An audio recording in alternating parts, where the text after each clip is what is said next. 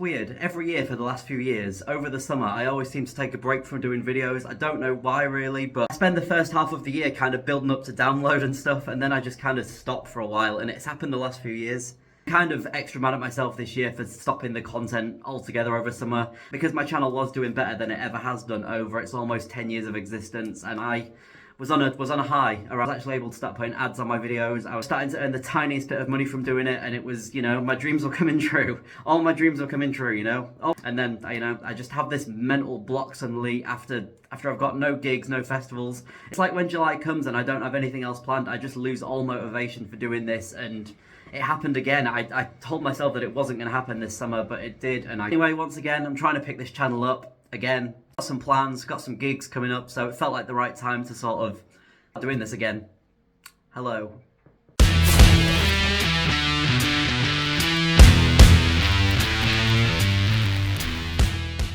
So surprise, surprise, we're talking about download once again today. Just can't seem to quit talking about this thing. Just between us, these are the videos that seem to attract the most views, so what am I going to do, right? Downloads lineup was absolutely incredible this year. Easily the best lineup I've ever seen. I really don't think it could ever be beaten for me, but I've still got high hopes for 2024. Over the last week, I've been planning this lineup. I've been using a template and adding all these bands to it, and I'm pretty happy with it. I'm just going to show you what I've made, and we're going to talk through it. Obviously, I'm just going to explain some of my reasonings, and you know the drill. I did this last year as well. I actually got a few bands right, so here it is. I think this is a really nice little poster, to be fair. I don't know who originally made this template, but I found it online, and it's really simple template, but I like it. Whoever you are, if for some reason you're watching this video, then yeah, thank you for this template. This was the most fun lineup creation I've ever had, because you could actually search for most of the bands as the headliners and stuff and put them in there, and this was a really fun thing to do. So whoever you are, thank you for making this. Down to the standard 3 band days. Thank God. 4 full days in the arena was a bit much.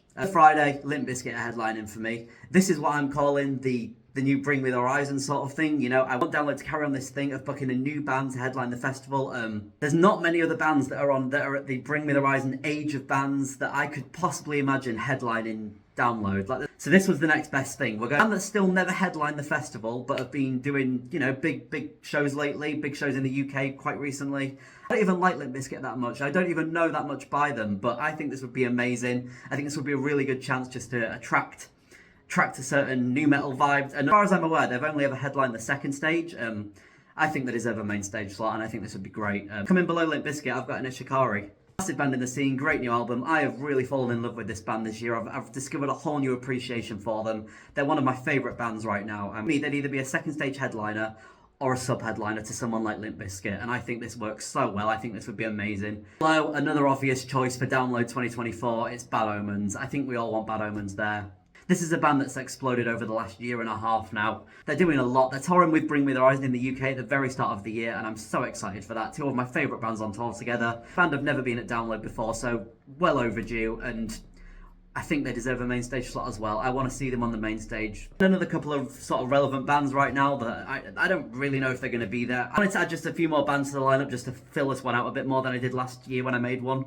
Attila and Wargasm just came to my head. Attila haven't been to Download in a few years. Wargasm, I think they were there in 2022, weren't they? But I didn't really know them. But as far as I'm aware, this is kind of one of those other bands that have grown quite a lot in the last year as well. It'd be really cool to see both of these bands on the main stage, sort of opening the Friday. I guess I'll cover all of the main stage first, and then we'll make our way down the lineup. So to the Saturday, an obvious choice, Avenged Sevenfold. I think Avenged are certainly due at the festival again. 2018 was their last time headlining the festival. One of my favourite shows to date. I really did enjoy this. It was my first time seeing them as well. I've not seen them since. Their new album, let's face it, it's not doing well at all. A lot of people don't like this one. I've only actually listened to about half of the album. I liked the first single, not a fan of the second single. Don't think there's been any other singles since. This is a weird album, but I think it's certainly different for them. So I can't deny they've still got so many bangers, legendary, iconic songs in the metal and rock scene. And obviously they're going to be playing all them anyway if they headline. So I think Avenged Sevenfold would be a great choice to headline again. I'm just going to carry on making this day massive, because why the fuck not? I want to go crazy with this one. Maybe headlining the second stage instead of subbing Avenged Sevenfold on the main, maybe, but I think this is still quite an honour and quite a quite a good spot to put this band. We've got Killswitch Engage. It was supposed to be on the Download 2020 lineup, I think, but obviously that got cancelled when COVID happened. They were headlining the second stage on that lineup as well, so, you know, I'm kind of taking a risk putting them in this spot, and I feel like people won't agree with me on this one, but I don't think this band are as big as Avenged, really, and I just don't see them being the headliner of this festival just yet. We've got in this moment, pretty sure this band have got an album coming out in the next few months or so. I'm not really sure. I know they've released a single or two. Another band that I've not really know many of the songs by, but I just thought this was a good choice. As far as I'm aware, this band haven't been at the festival since 2018 either, so I thought this was a really good fitting one. And this is kind of a good slot to put them in for the size of the band now. I think of the style of this band, and I think I could actually really get into them a lot more. If they announce for the festival, then I certainly will have an excuse to. So, yeah, I think in this moment stand a good chance of being somewhere on this lineup, if not here. And a couple more little add-ons there. I think Escape the Fate, good chance of being at Download. It's been a few years again. They've released probably 3 more albums in the last few years. Escape the Fate have always been a special to me, always had a place in my emo heart. Yeah, I love Escape the Fate. I've never had a bad thing to say about this band. Then we've got Loathe.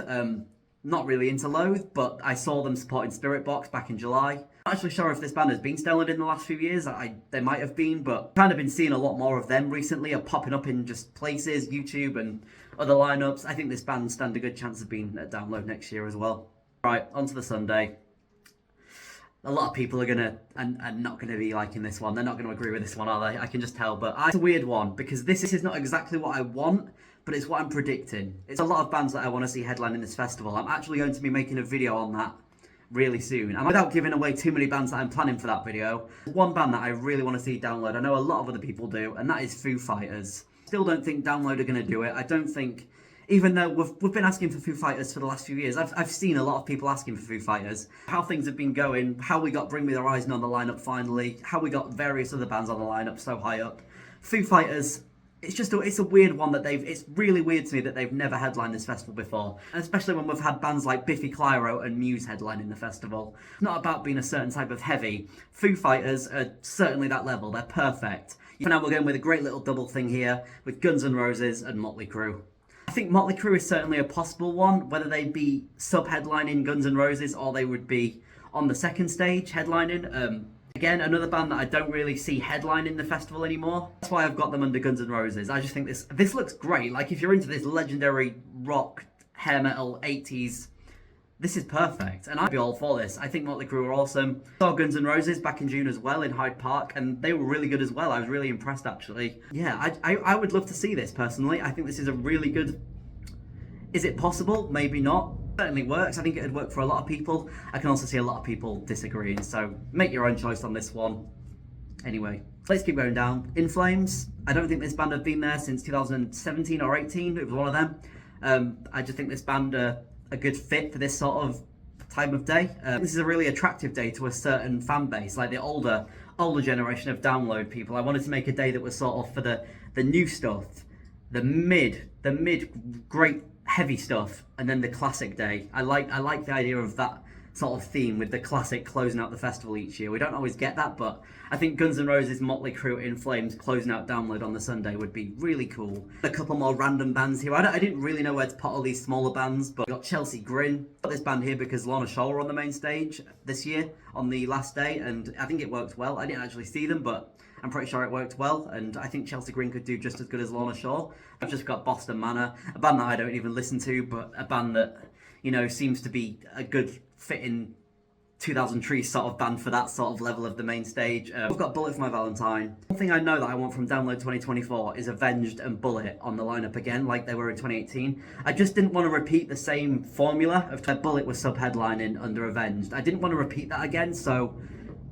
I could have put them as another sub-headliner on one of the other 2 days, which is certainly possible as well. But I just thought, it's about time Bullet actually gets a headliner stage. This band are massive. It's interesting because this band and Ennett Shikari were the headliners of 2021's Pilot Festival, which I didn't go to, which I've technically headlined Download before, but as it was a much smaller version of the festival. And no one is telling me that Bullet can't headline the second stage at Download in 2024. I think this is an easy one to decide for, and it's certainly overdue as well, so let's get Bullet on the lineup. And just another great band below them, Beartooth. I think Beartooth are overdue at download as well. We've got a few new songs dropped from them over the last year. Really great stuff still. Another band that really just fits the bill for me. So the Saturday, got Yumi at 6 headlining. They've headlined the second stage before. If you really like Yumi at 6's most recent album, we're just at Redden and Leeds as well, and I think they're well overdue a download slot. They're kind of one of my guesses for a band that could headline Slamdunk next year as well, by the level that they are right now. Then we've got a band that frequently pop up on British festivals, constantly. I've actually, complained a couple of times, made a couple of jokes about them being on every British lineup possible, and here I am putting them on there, because they're actually great, and actually getting bigger with each album release. Holden Absence are doing a lot right now. Finally onto the Sunday, this one's kind of funny to me. I didn't really realise that I'd done it until I'd done it, These are the two big main bands that pulled out of download this year. Pretty Reckless, Five Finger Death Punch. I thought, both are still well overdue at the festival, and where better to put them than, Five Finger Death Punch headlining second stage.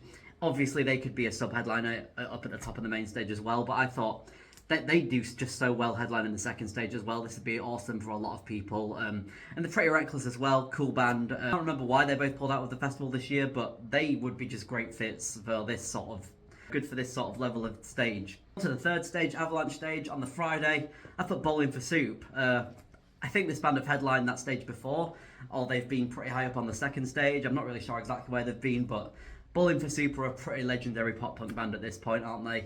I think that's just perfect fitting for third stage headliner. I don't really know that much about them. Pretty sure they've got a quite recent album. Not really sure, but I think this is a good fit for the festival either way. The Saturday, got one of my favourite bands, Sleeping with Sirens, headlining. They were last at download in 2017, where they did headline this stage then as well. So, yeah, no reason to not put them back again. They're going to be anywhere. They're going to be a biggish spot and headlining the third stage, where these sort of bands seem to be headlining a lot. It's there. Sleeping with Sirens belong here. The Sunday, it's another one that we all know is coming. It's going to happen soon enough. We got Sleep Token. This band has certainly done something different in the rock and metal scene. I can't get on board with most of it. I like the Summoning. I don't like any other songs I've heard by them. I don't understand the hype. Never have, but that just because I don't like them, it doesn't mean they're not big enough to headline the third stage, which they completely are, I'd say. The band would fill out the tent for sure. I think this one is certainly one of the most possible things to happen next year. Right, and finally onto the fourth stage, Dogtooth stage. I'm never good at planning this one because I don't usually go to the Dogtooth stage. This stage usually has the least acts I know on it, although these ones really don't mean much to me at all for the most part. I've just chosen ones that I think stand a good chance of headlining. They've either headlined this stage before or they're relevant right now. So we've got Thy Art Is Murder. I'm pretty sure they've headlined this stage once or twice. Just a good heavy headliner. I'm sure a lot of people would be well up for this one. Exodus, another one that I don't think I've ever listened to Exodus before in my life. Apart from yesterday when I checked them out for the first time. Yeah, certainly they've headlined before, so why not again, right? One that I think a lot of people will get behind. Maybe it's a mistake. Maybe this is too much of a small area for them to headline, but not Knocked Loose. If you were at download this year, you'll probably know who Knocked Loose are by now. If you were stood at the main stage for any amount of time over 5 minutes, you'll have heard Knocked Loose. It was either arf, anyone know where I can get some good fish and chips, or you're all looking sufficiently sweaty right now. Just things that you had to be at download 23 to understand, and weird, they're so iconic for download 2023 because of that, even though they weren't even on the lineup. I think it's certainly very possible that they're at the festival next year because of how relevant they are right now. Yeah, that's my download 2024 lineup. What do you think of it? Please let me know. Let's just argue in the comments about this. Let's know this isn't all possible. I know this is kind of, some of it's kind of wishful thinking. I think some of it stands a good chance. If you're brand new here and this is the first video you've seen of mine, you've actually watched it to the end, thanks so much. Feel free to subscribe if you like download festival related content. Oh, we're not that far off getting the actual first announcement. It's kind of gone scarily fast. And I can't really believe that it's all going to be starting up again. The hype's going to be starting up again real soon. Obviously, I'll be here making videos on it all as soon as it happens. So until then, see you real soon for some more festival content.